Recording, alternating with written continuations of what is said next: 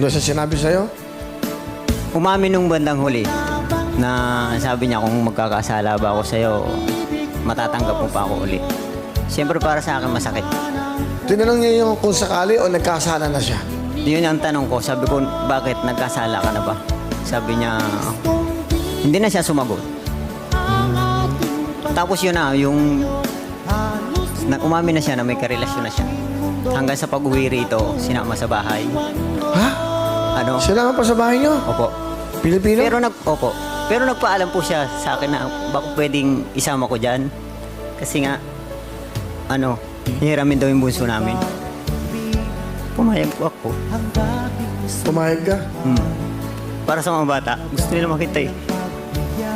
Gusto nila makita yung anak ko. Masakit. Kasi nakakapanghinayang. Almost 16 years po kaming nagsama. Nang dahil dun sa pangarap namin. Bakit mo siya pinayagan kasi mag-abroad? Na dapat ikaw na lang ang umalis para yung mga anak mo may kalinga na isang ina. Ayaw na bunso. Ano nararamdaman mo nun? Masakit. Kasi siyempre nakakapanghinayang. Sobrang nangihinayang. Kahit hanggang ngayon. Pero unti-unti nang Pero ngayon ba may asawa ka? Wala po. Hindi ko magawang dahil yung mga anak ko, 4 na sa akin eh. Lahat ako lang tumataguyod. Ay wala naman akong ko.